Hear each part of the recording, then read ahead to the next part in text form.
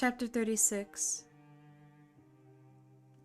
It's probably wrong to believe there can be any limit to the horror which the human mind can experience. On the contrary, it seems that some exponential effect begins to obtain as deeper and deeper darkness falls.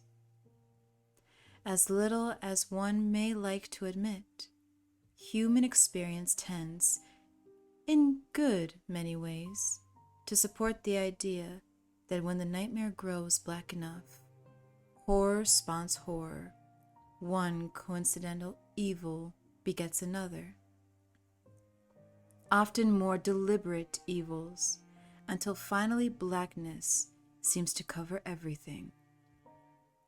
And the most terrifying question of all may be just how much horror the human mind can stand and still maintain a wakeful, staring, unrelenting sanity. That such events have their own Rube Goldberg absurdity goes almost without saying. At some point, it all starts to become rather funny. That may be the point at which sanity begins either to save itself or to buckle and break down. That point at which one's sense of humor begins to reassert itself. Louis Creed might have harbored such thoughts if he had been thinking rationally following the funeral of his son, Gage William Creed, on the 17th of May, but any rational thought or attempt at it ceased at the funeral parlor, where a fist fight with his father-in-law, bad enough, resulted in an event even more terrible. A final bit of outrageous Gothic melodrama which shattered whatever remained of Rachel's fragile self-control. That day's penny dreadful events were only complete when she was pulled, screaming, from the east room of the Brookings-Smith mortuary, where Gage lay in his closed coffin, and sedated in the foyer by 𝘠𝘫𝘫𝘫𝘫𝘫𝘫𝘫𝘫𝘫𝘫𝘫𝘫𝘫𝘫𝘠. The irony of it all was that she would not have experienced that final episode at all, the extravagance of horror, one might say, if the fist fight between Louis Creed and Mr. Irwin Goldman of Dearborn had taken place at the morning visiting hours, 10 to 11:30 a.m., instead of the afternoon visiting hours, 2 to 5:30. Rachel had not been in attendance at the morning visiting hours. She simply had not been able to come. She sat at home with Judd Crandall and Steve Masterton. Louis had no idea how he could ever have gotten through the previous 48 hours or so without Judd and Steve. It was well for Louis, well for all three of the remaining family members, that Steve had shown up promptly as he had, because Louis was at least temporarily unavailable to make any kind of decision, even one so minor as giving his wife a shot to mute her deep grief. Louis hadn't even noticed that Rachel had apparently meant to go to the morning viewing in her house coat, which she had misbuttoned. Her hair was uncombed, unwashed, tangled. Her eyes, blank brown orbits, bulged from sockets to sunken that they had almost become the eyes of a living skull. Her flesh was doughy. It hung from her face. She sat at the breakfast table that morning, munching unbuttered toast and talking in disjointed phrases that made no sense at all. At one point, she had abruptly said, "About that window you want to buy, though." Louis had spoken about buying a Winnebago in 1981. Louis only nodded and went on eating his own breakfast. He was having a bowl of Cocoa Bears. Cocoa Bears had been one of Gage's favorite cereals, and this morning, Louis wanted them. The taste of them was appalling, but he still wanted them. He was neatly turned out in his best suit, not black. He didn't have a black suit, but it was at least a deep charcoal gray. He had showered, shaved, and combed his hair. He looked fine, although he was lost in shock. Ellie was dressed in blue jeans and a yellow blouse. She had brought a picture to the breakfast table with her. The picture, an enlargement of a Polaroid Rachel had taken with the SX70 Louis and the kids had given her for the last birthday, showed Gage, grinning from the depths of his Sears ski parka, sitting on her speedaway sled as Ellie pushed him. Rachel had caught Ellie looking back over her shoulder and smiling at Gage. Gage was smiling back at her. Ellie carried the picture, but she didn't talk much. Louis wasn't able to see the condition of either his wife or his daughter. He ate his breakfast, and his mind replayed the accident over and over and over. Except in this mind movie, the conclusion was different. In the mind movie, he was quicker, and all that happened was that Gage got a spanking for not stopping when they yelled. It was Steve who really saw how it was going with Rachel and with Ellie as well. He forbade Rachel to go to the morning viewing, although viewing was really a misnomer because of the closed coffin. It was open, Louis thought.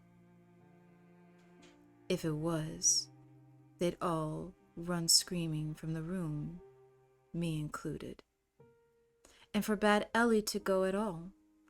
Rachel protested. Ellie only sat, silent and grave, with a picture of her and Gage in one hand. It was Steve who gave Rachel the shot she needed, and who gave Ellie a teaspoon of colorless liquid to drink. Ellie usually whined and protested about taking medicine, any kind of medicine, but she drank this silently and without a grimace. By 10 o'clock that morning, she was asleep in her bed, the picture of her engaged still held in her hand, and Rachel was sitting in front of the television set, watching Wheel of Fortune. Her responses to Steve's questions were slow. She was stoned, but her face had lost that thoughtful look of madness which had so worried and frightened the PA when he came in that morning at 8:15. Judd, of course, had made all the arrangements. He made them with the same calm efficiency that he had made them for when his wife 3 months before.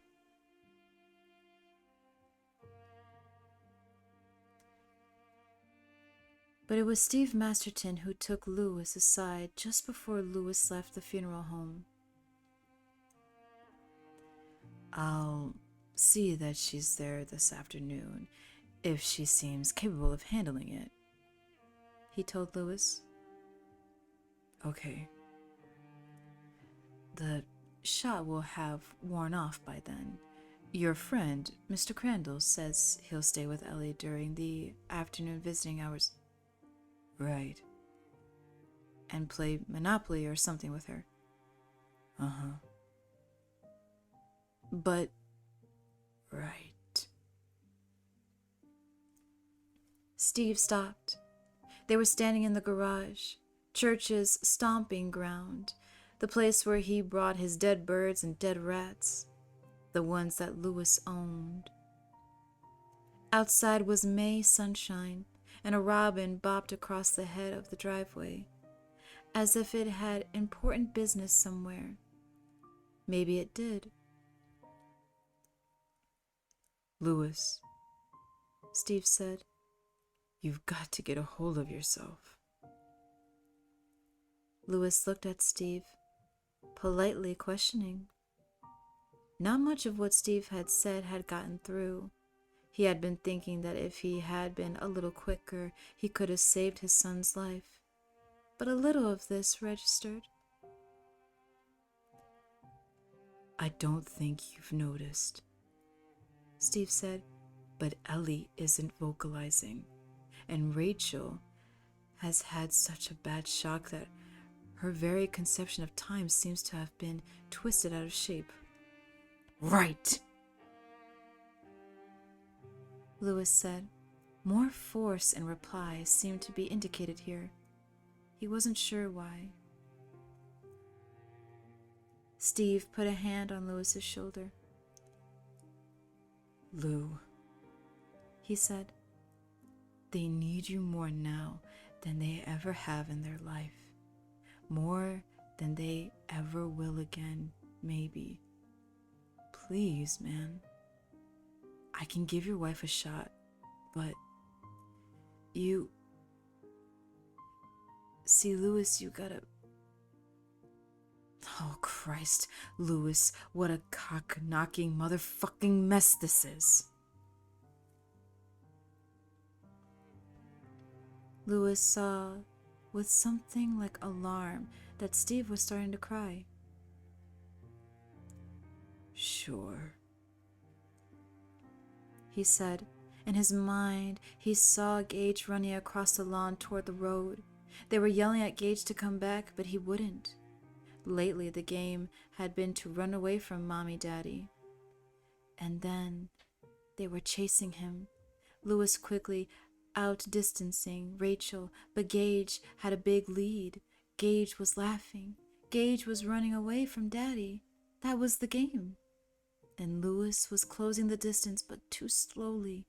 Gage was running down the mild slope of the lawn, now to the verge of Route 15, and Louis prayed to God that Gage would have fallen. When little kids run fast, they almost always fell down because a person's control over his legs didn't get really cool until he was maybe 7 or 8. Louis prayed to God that Gage would fall down, yes, fall down, broke his nose crack, or his skull that needed stitches, because none could hear the drone of a truck coming toward them. Only one of those big 10-wheelers that went back and forth endlessly between Bangor and the 𝘠𝘠𝘠𝘠 plant in Bucksport. And he had screamed Gage's name then, and he believed that Gage had heard him and tried to stop. Gage seemed to realize that the game was over, that your parents didn't scream at you when it was just a game, and he tried to put on the brakes. But then the sound of the truck was very loud. The sound of it filled the world. It was thundering.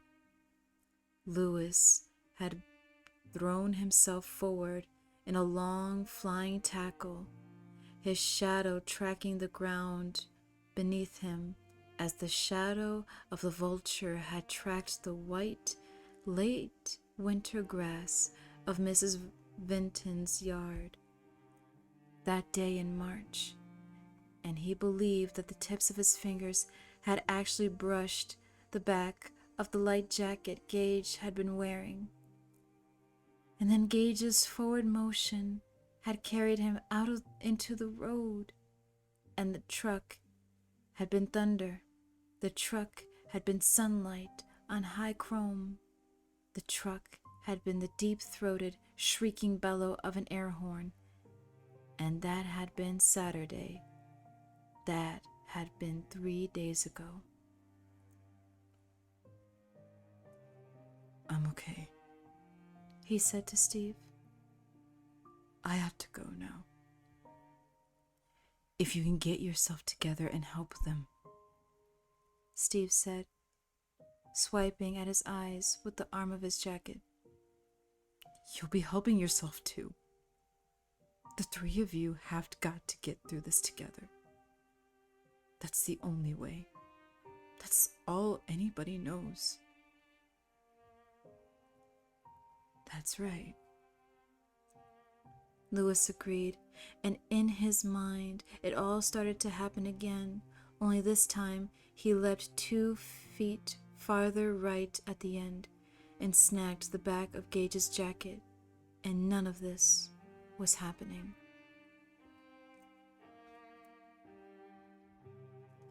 At the time the scene in the East Room happened, Ellie was pushing her Monopoly marker aimlessly and silently around the board with Judd Crandall. She shook the dice with one hand and clenched the Polaroid of her, pulling Gage on her speedaway sled with the other. Steve Masterton had decided it would be all right for Rachel to attend the afternoon viewing. In light of later developments, it was a decision he came to deeply regret. The Goldmans had flown into Bangor that morning and were staying at the Holiday Inn. Her father had called 4 times by noon, and Steve had to be increasingly firm, almost threatening by call 4 with the old man. Erwin Goldman wanted to come out, and not all the dogs of hell could keep him from his daughter in her time of need, he said. Steve responded that Rachel needed this time before going to the funeral parlor to get over as much of her initial shock as she could. He didn't know about all the dogs of hell, he said, but he knew one Swedish-American physician's assistant that had no intention of allowing anyone into the Creed home until Rachel had appeared in public of her own volition. After the viewing in the afternoon, Steve said, he would be more than happy to let the relative support system take over. Until then, he wanted her left alone. The old man swore at him in Yiddish and banged. Steve waited to see if Goldman would indeed show up, but Goldman had apparently decided to wait. By noon, Rachel did seem a little better. She was at least aware of the time frame she was in, and she had gotten out to the kitchen to see if there were sandwich makings or anything for after. People would probably want to come back to the house after, wouldn't they? She asked Steve. There was no bologna or cold roast beef, but there was a butterball turkey in the freezer, and she put it on the drain board to thaw. Steve looked into the kitchen a few minutes later and saw her standing by the sink, looking fixedly at the turkey on the drain board and weeping.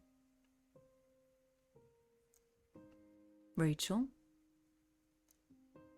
She looked towards Steve. Gage really liked these. He especially liked the white meat. It was just occurring to me that he was never going to eat another butterball turkey.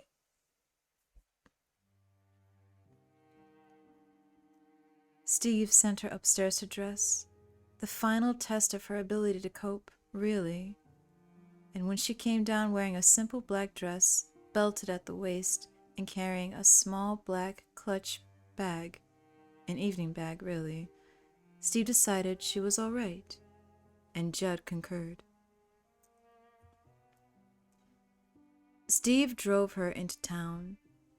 He stood with 𝘠𝘫𝘫𝘫𝘫 in the lobby of the East Room, and watched Rachel drift down the aisle toward the flower-buried coffin like a wraith.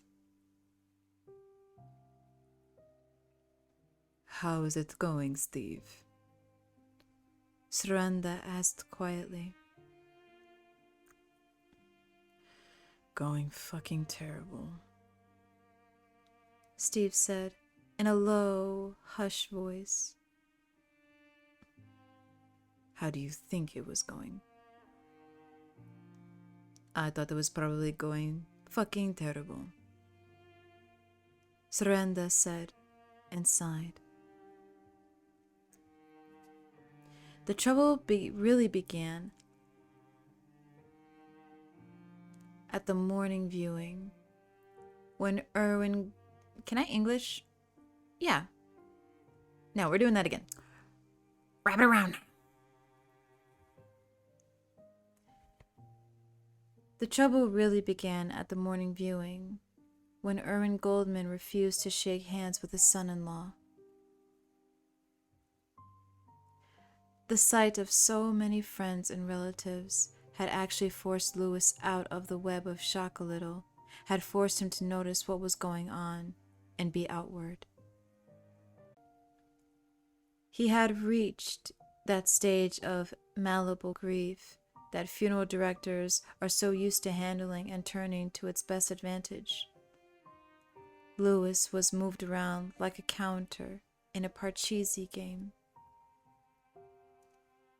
Outside the East Room was a small foyer where people could smoke and sit in overstuffed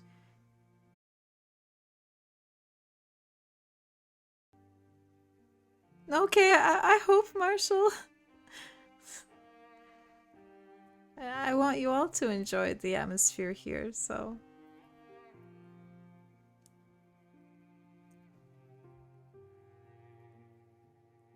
Oh, thank you! You're so kind. I appreciate you.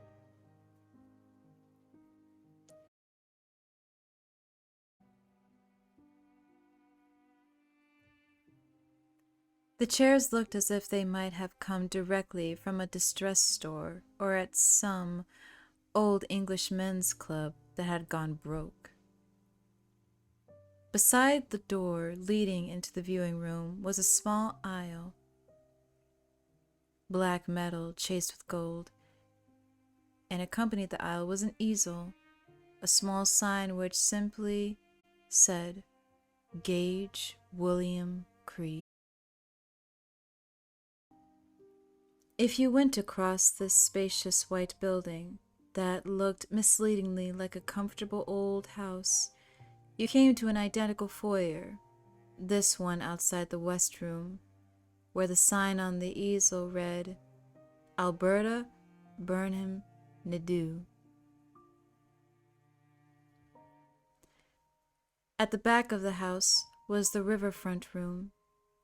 The easel to the left of the door between the foyer and this room was blank. It was not in use. Downstairs was the coffin showroom, each model lit by a baby spotlight mounted on the ceiling.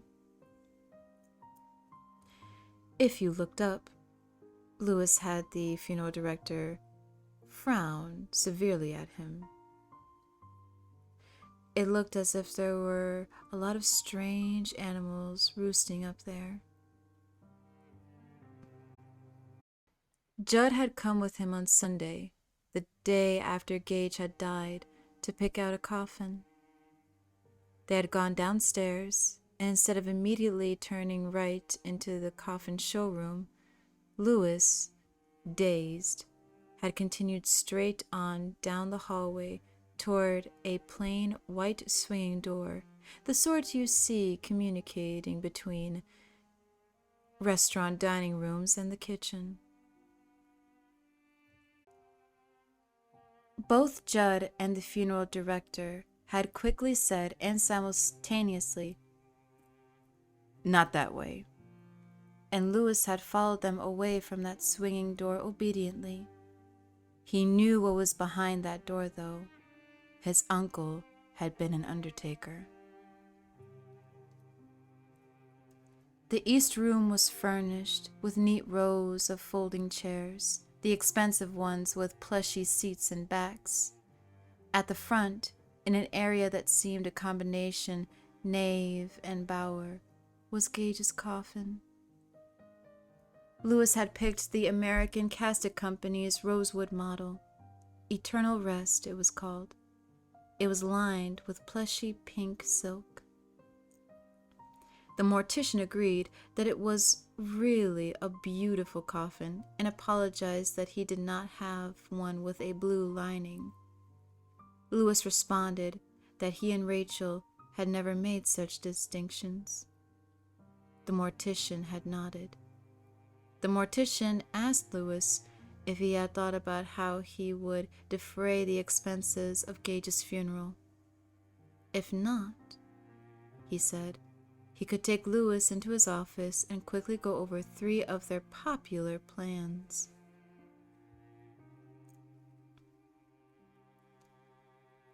In Lewis's mind, an announcer suddenly spoke up cheerfully. "I got my kid's coffin free for Ray Lynn's coffin."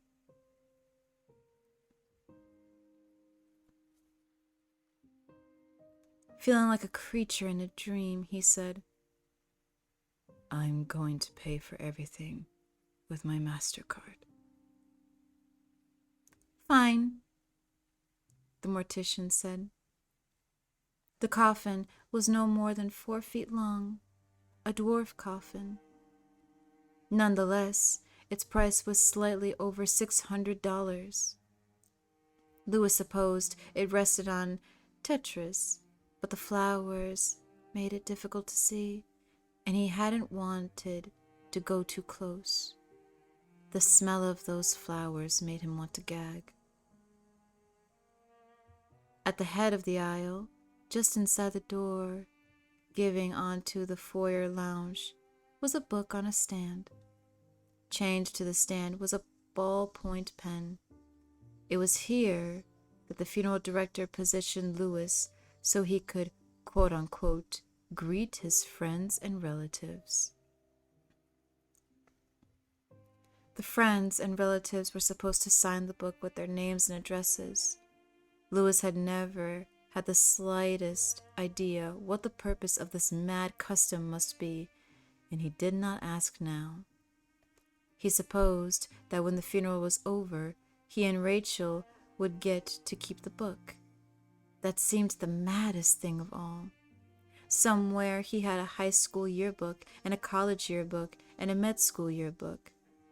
There was also a wedding book with "My Wedding Day" stamped on the imitation leather, an imitation gold leaf, beginning with the picture of Rachel trying on her bridal veil before the mirror that morning with her mother's help, and ending with a photo of 2 pairs of shoes outside a closed hotel door. There was also a baby book for Ellie. They had tired of adding to it rather quickly, though. That one with its spaces for "My First Haircut," add a lock of baby's hair, and whoops, add a baby of... I can English. Add a picture of baby falling on her ass. Had been just too relentlessly cute. Now, added to all the others, was this one. What do we call it? Lewis wondered as he stood numbly beside the stand, waiting for the party to begin. My death book? Funeral autographs? The day we planted Gage? Or maybe something more dignified like a death in the family? He turned the book back to its cover, which, like the cover to My Wedding Day book, was imitation leather. The cover was blank. Almost predictably, Miss Dandridge had been the first to arrive that morning, a good-hearted Missy who had sat with Gage and Ellie on dozens of occasions. Louis found himself remembering that it had been Missy who had taken the kids on the evening of the day Victor Pascal had died. She had taken the kids, and Rachel had made love to him, first in the tub, then in bed. Missy had been crying hard, and at the sight of Louis's calm, still face, she burst into fresh tears and reached for him, seemed to grope for him. Louis embraced her, realizing that this was the way it worked, or the way it was supposed to work anyway. Some kind of human charge that went back and forth, loosening up the hard earth of loss, venting it, breaking up the rocky path of shock with the heat of sorrow. "I'm so sorry," Missy was saying, brushing her dark blonde hair back from her pallid face. "Such a sweet, dear boy. I loved him so much, Louis. I'm so sorry. It's an awful road. I hope they put the truck driver in jail forever. He was going much too fast. He was so sweet, so dear, so bright. Why would God take Gage? I do not know. We can't understand, can we? But I am sorry. So sorry." Louis comforted her, held her and comforted her. He felt her tears on his collar, the press of her breasts against him. She wanted to know where Rachel was, and Louis told her that Rachel was resting. Missy promised to go see her and that she would sit with Ellie any time for as long as they needed her. Louis thanked her. She had started away, still sniffing, her eyes redder than ever above her black handkerchief. She was moving toward the coffin, and when Louis called her back, the funeral director, whose name Louis could not even remember, had told him to have them sign the book, and damned if he wasn't going to have him do it. "Mystery guest, sign in, please," he thought, and came very close to going off into cackles of bright, hysterical laughter. It was Missy's woeful, heartbroken eyes that drove the laughter away. "Missy, would you sign the book?"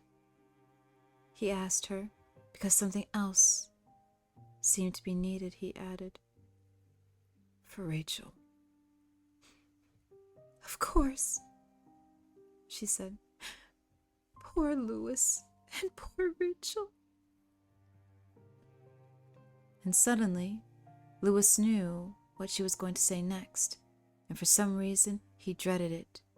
Yet it was coming, unavoidable, like a black bullet of a large caliber from a killer's gun, and he knew that he would be struck over and over by this bullet in the next interminable 90 minutes, and then again in the afternoon, while the wounds of the morning were still trickling blood. "Thank God he didn't suffer, Louis. At least it was quick." "Yes, it was quick, all right," he thought about saying to her. Ah, how that would shatter her face all over again, and he felt a vicious urge to do it, to simply spray the words into her face. "It was quick, no doubt about that. That's why the coffin's closed. Nothing could have been done about Gage, even if Rachel and I approved of dressing up dead relatives in their best, like department store mannequins, and rouging and powdering and painting their faces. It was quick, Missy, my dear. 1 minute he was there on the road, and the next minute he was laying in it. way down by the ringer's house. It hit him and killed him, and then it dragged him, and you better believe it was quick. 100 yards or more all told, the length of a football field. I ran after him, Missy. I was screaming his name over and over, almost as if I expected he would still be alive, me, a doctor. I ran 10 yards, and there was his baseball cap, and I ran 20 yards, and there was one of his Star Wars sneakers. I ran 40 yards, and by then the truck had run off the road, and the box had jackknifed in that field beyond the ringer's barn. People were coming out of their houses, and I went on screaming his name, Missy, and at the 50-yard line there was his jumper, and it turned inside out, and the 70-yard line there was the other sneaker, and then there was Gage. Abruptly, the world went dove gray. Everything passed out of his view. Dimly he could feel the corner of the stand which held the book digging into his palm. But that was all. "Louis?" Missy's voice, distant, the mystery sound of pigeons in his ears. "Louis?" Closer, alarmed. The world swam back into focus. "You all right?" He smiled. "Fine," he said. "I'm okay, Missy." She signed for herself and her husband, Mr. and Mrs. David Dandridge, in round Palmer method script. To this she added their addresses: Rural Box 67, Old Bucksport Road, and then raised her eyes to Louis's and quickly dropped them, as if her very address on the road where Gage had died constituted a crime. "Be well, Louis," she whispered. David Dandridge shook his hand and muttered something inarticulate. His prominent arrowhead, sharp Adam's apple, bobbled up and down. Then he followed his wife hurriedly down the aisle for the ritual examination of a coffin which had been made in Storyville, Ohio, a place where Gage had never been and where he was not known. Following the Dandridges, they all came, moving in a shuffling line, and Louis received them, their handshakes, their hugs, their tears. His collar and the upper sleeve of his dark gray suit soon became quite damp. The smell of the flowers began to reach even the back of the room and to permeate the place with the smell of funeral. It was a smell he remembered from his childhood, that sweet, thick, mortuary smell of flowers. Louis was told how merciful it was that Gage hadn't suffered 32 times by his own inner count. He was told that God works in mysterious ways, his wonders to perform 25 times. Bringing up the rear was he's with the angels now, a total of 12 times. It began to get to him. Instead of losing what marginal sense these little aphorisms had, the way your own name will lose its sense and identity if you repeat it over and over again. They seemed to punch deeper each time, angling in towards the vitals. By the time his mother-in-law and father-in-law put in their inevitable appearance, he had begun to feel like a hard-tagged fighter. His first thought was that Rachel had been right, and how. Erwin Goldman had indeed aged. He was, what, 58, 59? Today, he looked like a graven and composed 70. He looked almost absurdly like Israel's Prime Minister, 𝘠𝘕𝘠𝘕𝘠, with his bald head and Coke bottle glasses. Rachel had told Louis Goldman had aged with no lack of dignity by the time she came from her Thanksgiving trip, but Louis had not expected this. Of course, he thought, maybe it hadn't been this bad at Thanksgiving. The old man hadn't lost one of his 2 grandchildren at Thanksgiving.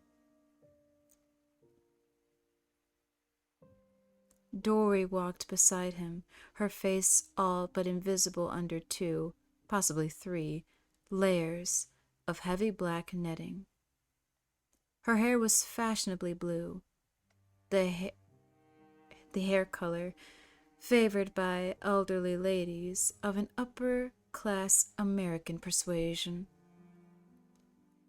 She held her husband's arm. All Louis could really see behind the veil was the glitter of her tears. Holy shit! We'll always love you. I can't believe you did this to me. God damn it! How could you do this to me? The best redeem, I know. That's the best one I've got. But wait until the new model comes in. There is one more redeem that I'm going to include that people are gonna, there's gonna be a cooldown for that one. That's for damn sure. That's for damn sure.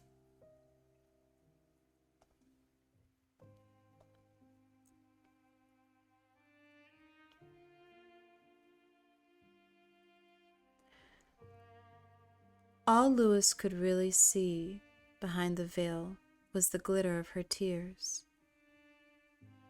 Suddenly, I see you, Marshall. Okay, here we go. Well, ran out of water, so I couldn't do that. Couldn't do the ASMR properly.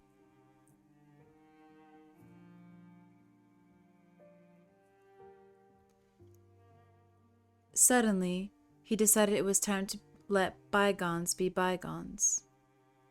He could not hold the old grudge any longer. Suddenly, it was too heavy. Perhaps it was the cumulative weight of all those platitudes. Erwin, Dory, he muttered, "Thank you for coming." He made a gesture with his arms, as if to shake hands with Rachel's father and hug her mother simultaneously, or perhaps even to hug both of them. Either way, he felt his own tears start for the first time, and for an instant, he had the crazy idea that they could mend all their fences, that Gage would do that much for them in his dying, as if this were some romantic ladies' novel he had stepped into, where the wages of death were reconciliation, where it could cause something more constructive than this endless, stupid, grinding ache, which just went on and on and on.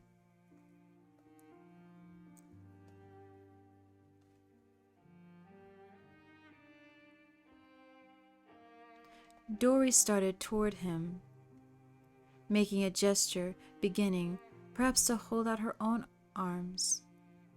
She said something. "Oh, Louis," and something else that was garbled. And then Goldman pulled his wife back. For a moment, the 3 of them stood in a tableau that no one noticed except themselves, unless perhaps the funeral director, standing unobtrusively in the far corner of the East Room, saw. Louis supposed that Uncle Carl would have seen. Louis, with his arms pretty outstretched, 𝘕𝘏 and Dory Goldman standing as stiff and straight as a couple on a wedding cake. Louis saw that there were no tears in his father-in-law's eyes. They were bright and clear with hate. Does he think I killed Gage to spite him? Louis wondered. Those eyes seemed to measure Louis, to find him the same and small and pointless man who had kidnapped his daughter and brought her to this sorrow, and then to dismiss him. His eyes drifted to Louis's left, to Gage's coffin, in fact, and only then did they soften. Still, Louis made an effort. Erwin, he said, Dory, please, we have to get together on this.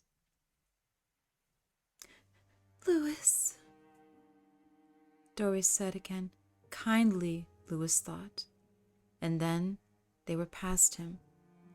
Erwin Goldman perhaps pulling his wife along, not looking to the left or the right, certainly not looking at Louis Creed.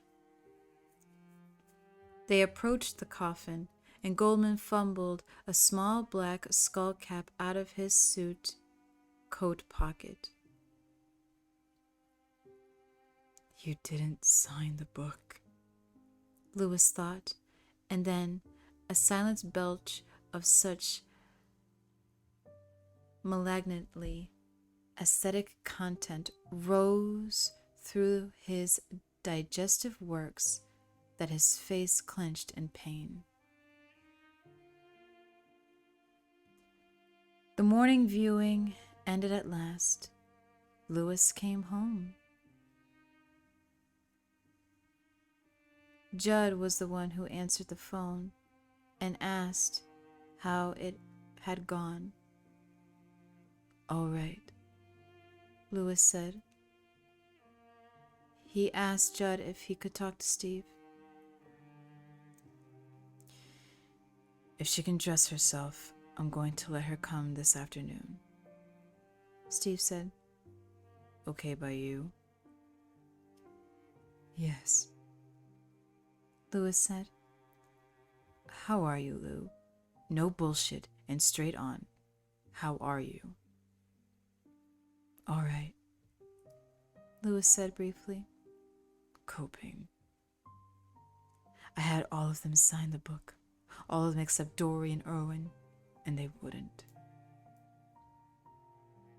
All right, Steve said. Look, shall we meet you for lunch? Lunch. Meeting for lunch. This seemed such an alien idea that Louis thought of the science fiction novels he had read as a teenager. Novels by Robert A. Heinlein,